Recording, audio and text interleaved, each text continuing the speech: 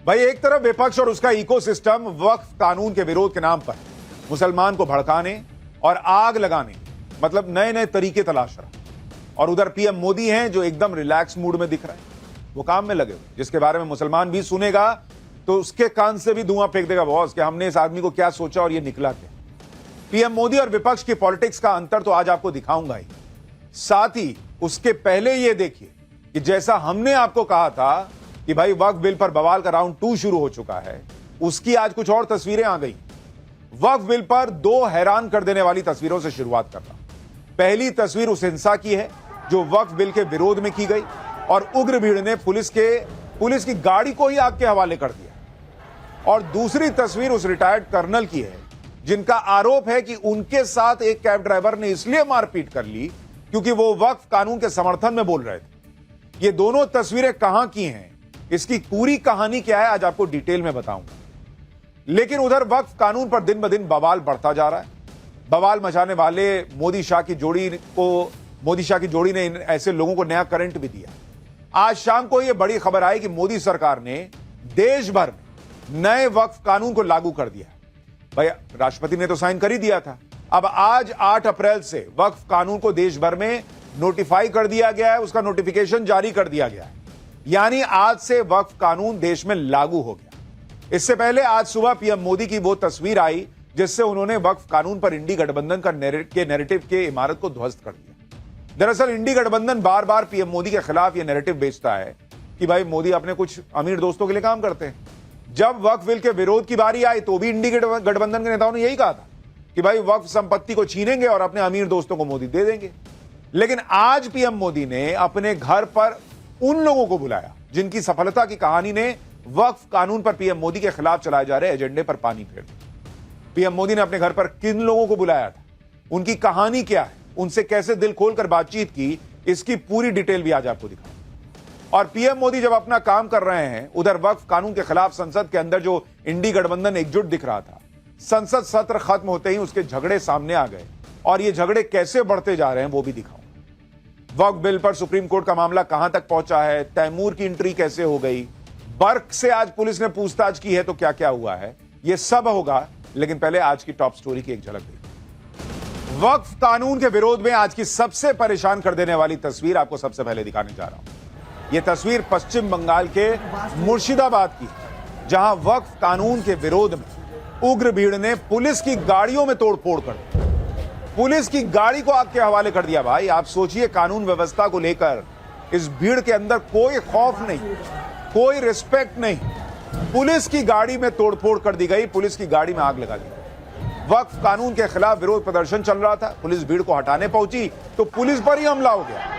आरोप है कि पुलिस पर पथराव तक हुआ। बंगाल के मुर्शिदाबाद में जो हिंसक प्रदर्शन हुआ उस पर बीजेपी ने ममता बनर्जी को घेर लिया। बीजेपी नेता अमित मालवीय ने इस प्रदर्शन का एक वीडियो शेयर किया, दावा किया कि प्रदर्शनकारी संविधान को न मानने और वक्फ कानून को न मानने जैसे नारे लगा रहे थे। एक बार देखिए वहां क्या हुआ।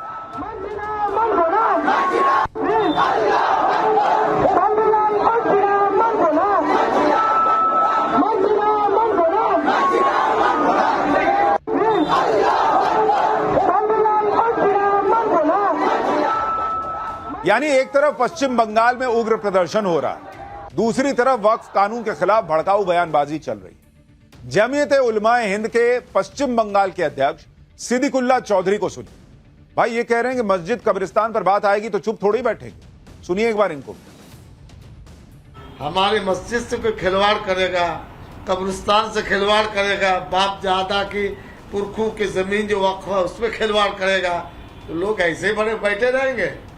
मुल्क को आरएसएस और बीजेपी को बेच दिया है और जो लड़ने वाला कौम है लड़ेंगे अपने लिए।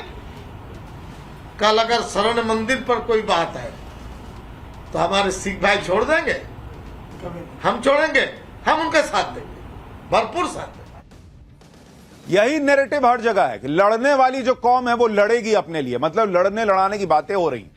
इनमें से एक आदमी ये नहीं बता रहा कि वक्फ के पास इतनी संपत्ति थी तो मुसलमानों की गरीबी से लड़ने के लिए इन लोगों ने इतने सालों में क्या किया, जो बेवा थे, जो अनाथ थे, उनके साथ इन्होंने क्या किया इतने सालों। उस लड़ाई को नहीं लड़े, लेकिन अब इस कानून के खिलाफ लड़ाई लड़ने की बातें हो रही। आप सुनिए नए वक्फ कानून पर कैसी कैसी भड़काऊ बयानबाजी चल रही है। मुसलमानों को किस लेवल पर ले जाके भड़काया जा रहा है कि उनकी मस्जिद कब्रिस्तानें छीनी जाएं। लेकिन आज इन लोगों को यह भी बताना चाहिए कि ये लोग तब चुप क्यों थे जब वक्फ की संपत्ति पर माफिया कब्जा कर रहे थे। जो लोग कब्रिस्तान छीनने की बात कर रहे हैं उन्हें मैसूर के शासक टीपू सुल्तान के वंशजों को सुनना चाहिए।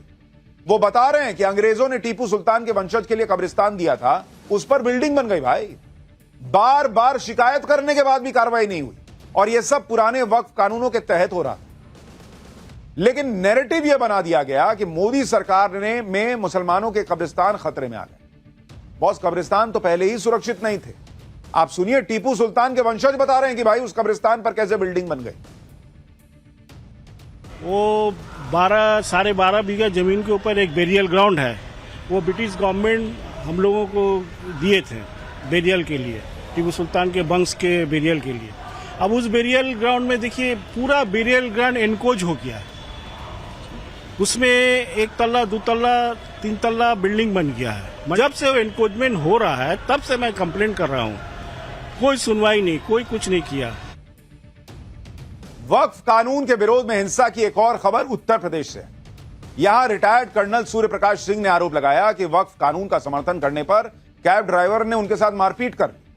कैब ड्राइवर ने अपने साथियों को बुलाकर उन पर हमला करवा दिया। इस मामले में दर्ज एफआईआर के मुताबिक रिटायर्ड कर्नल सूर्य प्रकाश सिंह ने कानपुर से लखनऊ के लिए कैब बुलाई। रास्ते में चलते हुए नहीं आदमी कैब ड्राइवर से बात कर लेता है, तो भाई रास्ते में कैब ड्राइवर और हमले का आरोपी वसीक राजा उनसे वक्फ कानून पर बहस करने लगा, यह कहा गया। जब सूर्य प्रकाश सिंह ने विरोध किया तो आरोपी वसीक ने अपने साथियों को एक लोकेशन पर बुलाकर उनके साथ मारपीट कर दी। सूर्य प्रकाश सिंह का आरोप है कि उन पर लाठी डंडों से हमला हुआ, सिर पर चोट आई है। पुलिस ने केस दर्ज करते हुए आरोपी कैब ड्राइवर को गिरफ्तार कर लिया। हालांकि दूसरे पक्ष का कहना है कि रिटायर्ड कर्नल ने शराब के नशे में उनके साथ मारपीट की और दावा है कि उनका वीडियो भी वायरल है। फिलहाल उन्नाव पुलिस इस मामले की जांच कर रही है और अगर यह मामला वक्फ कानून के विरोध पर मारपीट से जुड़ा है तो यह बहुत चिंता की बात है। इधर वक्फ कानून पर इंडी गठबंधन के पास मोदी सरकार को घेरने का अच्छा मौका था, लेकिन इंडी गठबंधन को वक्फ बिल पर खुद ही बिखरा बिखरा दिख रहा है। जैसे केरल में जिस लेफ्ट सरकार ने वक्फ बोर्ड का भयंकर विरोध किया था वक्फ बिल का, अब उसी सरकार के मंत्री केरल में वक्फ बोर्ड को नए कानून के हिसाब से गठित करने की बात कर रहे हैं। दूसरी तरफ इंडी गठबंधन शासित जम्मू कश्मीर में विधानसभा के अंदर ही वक्फ बिल पर चर्चा नहीं हो रही और वहां पीडीपी और जेकेपीसी जैसी पार्टियां यह आरोप लगा रही कि उमर अब्दुल्ला की नेशनल कॉन्फ्रेंस ने बीजेपी से डील कर ली। यानी वक्फ संशोधन बिल पर इंडी गठबंधन ही दिशाहीन और बिखरा बिखरा दिख रहा। इन सब के बीच आज जम्मू कश्मीर विधानसभा में दूसरे दिन भी वक्फ बिल को लेकर हंगामा हुआ। भाई बात इतनी बढ़ गई कि विधायकों के बीच धक्का मुक्की फिर हो गई। मार्शल बुलाकर विधायकों को बाहर किया गया। सदन के अंदर वक्फ बिल की कॉपी फाड़ी गई। इस बीच सदन के अंदर स्पीकर को हटाने की भी मांग हुई। Jammu and Kashmir people conference ने आरोप लगाया कि नेशनल कॉन्फ्रेंस के स्पीकर ही बिल पर चर्चा नहीं होने दे रहे, इसलिए स्पीकर को हटाना ही एकमात्र रास्ता है। उधर नेशनल कॉन्फ्रेंस अपनी सफाई में कह रहा है कि वो भी बिल के खिलाफ है, लेकिन मामला कोर्ट में, इसलिए विधानसभा में चर्चा नहीं हो सकती। सिर्फ विधानसभा के अंदर ही नहीं बल्कि बाहर भी उमर अब्दुल्ला विपक्ष के निशाने पर है। कल केंद्रीय मंत्री किरण रिजिजू के साथ उनकी ट्यूलिप गार्डन की घूमने की तस्वीरें विवादों से भर गई।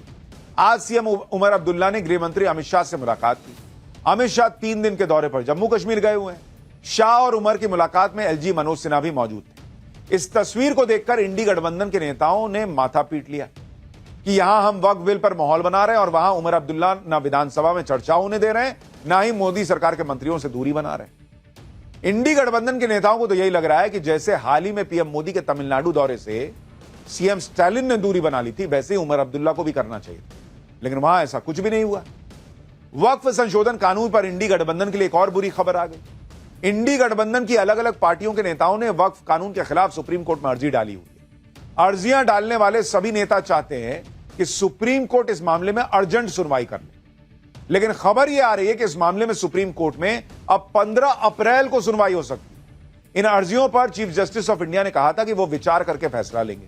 अब सुप्रीम कोर्ट के सिस्टम में इस मामले की सुनवाई 15 अप्रैल की तारीख दिख रही है। यानी जितनी हड़बड़ी में विपक्ष है उतनी हड़बड़ी में सुप्रीम कोर्ट नहीं है। वक्फ बिल पर तुरंत सुनवाई होने के आसार नहीं दिख रहे। अब सुनवाई होगी तो अगले हफ्ते। इस बीच यह भी खबर है कि वक्फ कानून के समर्थन में भी सुप्रीम कोर्ट में पहली अर्जी दाखिल कर दी गई है। अखिल भारत हिंदू महासभा के सदस्य की तरफ से अर्जी डालकर वक्फ कानून को सही बताया गया। यानी वक्फ के नाम पर विपक्ष की राजनीति थमने का नाम नहीं ले रही। भाई इसमें अलग अलग लेवल की एंट्री हो रही है। अब इस लड़ाई में मुगलों के वंशज कूद पड़े। वक्फ कानून के विरोध करने वालों में एक नया नाम जुड़ गया है। यह नाम है प्रिंस याकूब हबीबुद्दीन तुसी का, जो खुद को प्रिंस तुसी कहलवाना पसंद करते हैं और कई बार तैमूर भी कहते हैं। खुद मुगलों की जायदाद पर अपना हक जताते हैं। प्रिंस तुसी ने वक्फ बिल पर सीधे पीएम मोदी और गृह मंत्री अमित शाह को चैलेंज कर दिया। प्रिंस तुसी का कहना है कि वो वक्फ की लड़ाई को इंटरनेशनल कोर्ट ऑफ जस्टिस में ले जाएंगे, मतलब यहां नहीं, सीधा आईसीजे लेके चले जाएंगे। मुगलों के स्वघोषित वंशज प्रिंस तुसी को एक बार सुनिए, फिर आगे की कहानी बताते हैं। ये तैमूर का वादा है, तैमूर की जले जलाल की कसम। आपको इतिहास याद होगा। मोदी जी, मैं आपसे कह रहा हूं और अमित शाह आपसे कह रहा हूं, आप जब इतिहास के पन्ने उठाकर देखिए, 1426 हजरत बाबर जो है 12,000 फौज लेकर हिंदुस्तान पर हुकूमत किए। 300 बाबर से लेकर बहादुर शाह जब 300 हुकूमत किए। इस बार आपकी जो है लड़ाई एक तैमूर के साथ में है। आपने तैमूर के खून को लड़काया है और इस बार इंशाअल्लाह अल्लाह, सबसे पहले अल्लाह हमारे साथ है और हिंदुस्तान के 20 करोड़ मुसलमान मेरे साथ हैं। और इंशाअल्लाह ये लड़ाई अगर होगी तो इंटरनेशनल में जाएगी और दुनिया के तमाम मुसलमान, वक्फ का जब मसला आएगा, वक्फ का कोई मालिक नहीं बन सकता, यूनाइटेड नेशन में भी गूंजेगी, इंटरनेशनल कोर्ट ऑफ लॉ। ये मेरा वादा है, तैमूर का वादा है।